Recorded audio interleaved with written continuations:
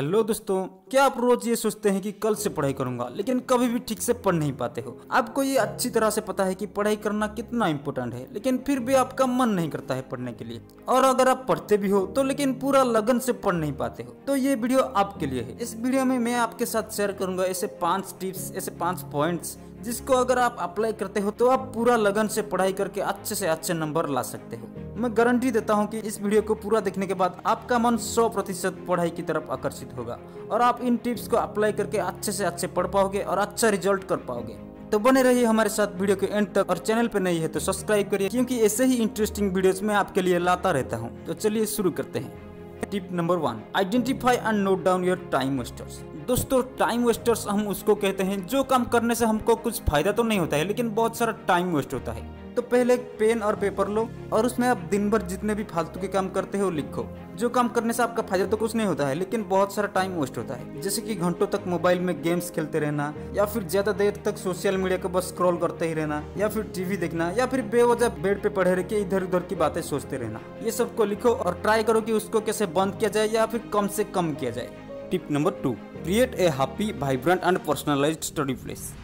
देखो दोस्तों, पढ़ाई करने के लिए एक स्टडी प्लेस का होना बहुत जरूरी है, ना कि आप कहीं भी बैठ के पढ़ रहे हो, कभी सोफे पे तो कभी बेड पे। दोस्तों, बेड पे बैठ के पढ़ोगे तो कुछ देर बाद आपको नींद आने लग जाएगी, इसलिए एक स्टडी प्लेस का होना बहुत जरूरी है। इसलिए अपने घर में एक ऐसी स्टडी प्लेस बनाओ जहां जाने पर आपका सिर्फ पढ़ाई करने के लिए मन करेगा। सेपरेट रूम होगा तो अच्छा है, और अगर नहीं भी है तो आप किसी रूम का एक कॉर्नर को यूज कर सकते हो स्टडी प्लेस बनाने के लिए। पूरा एक दिन लो और अपनी स्टडी प्लेस को डेकोरेट करो। उसमें आपका टाइम टेबल और कैलेंडर के साथ कुछ मोटिवेशनल थॉट्स जो कि आपको अच्छा लगता है और आपको इंस्पायर करता है दीवार पर चिपका दो, या फिर मार्कर से लिख लो। साथ ही कोई महान इंसान की फोटोग्राफ भी लगा सकते हो, जैसे कि डॉक्टर APJ अब्दुल कलाम या फिर स्वामी विवेकानंद, उनके फोटोग्राफ्स लगा सकते हो, जिसके लिए आप हमेशा मोटिवेट रह पाओगे और ज्यादा से ज्यादा पढ़ाई कर पाओगे। और लाइटिंग भी ठीक तरह से होना चाहिए वहाँ, नहीं तो कम लाइट पे आप ज्यादा देर तक नहीं पढ़ पाओगे, हेडेक होने लगता है कम लाइट पे पढ़ने पर। Tip number 3, goal setting.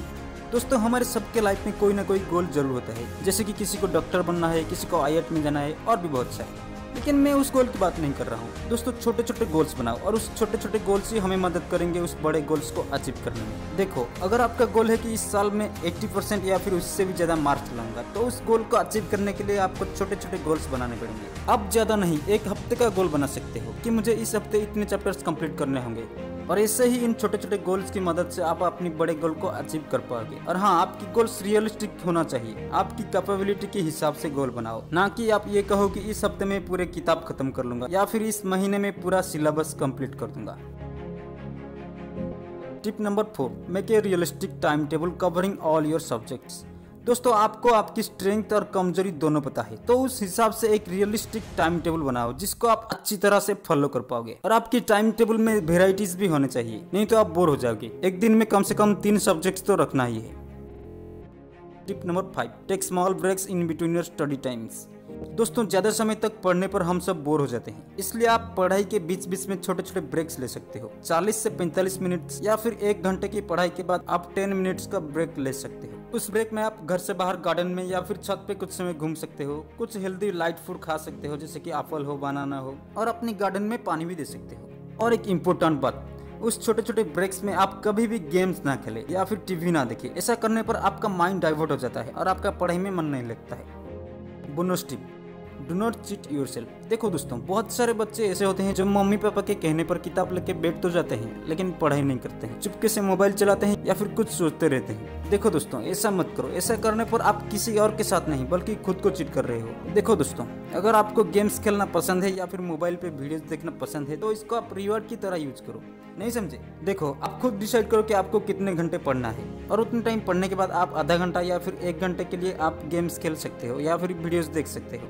इसको आप रिवॉर्ड की तरह समझो। मानो कि आपने ये डिसाइड किया कि मैं 6 घंटे ठीक से पढ़ने के बाद मोबाइल में 1 घंटा या फिर आधा घंटा खेलूंगा या फिर वीडियोस देखूंगा, तो 6 घंटे पूरे होने के बाद ही मोबाइल को हाथ लगाइए। इसको आपकी रिवॉर्ड की तरह समझिए। तो दोस्तों, ये थे वो 5 टिप्स। उम्मीद करते हैं कि ये टिप्स आपको बहुत मदद करेगी। अगर ये वीडियो आपको जरा भी काम का लगा है तो लाइक कर दीजिए और हमारे चैनल को सब्सक्राइब करिए ऐसे इंटरेस्टिंग वीडियोस के लिए। और आपको आने वाले समय में और किस टॉपिक पे वीडियो चाहिए कमेंट करिए।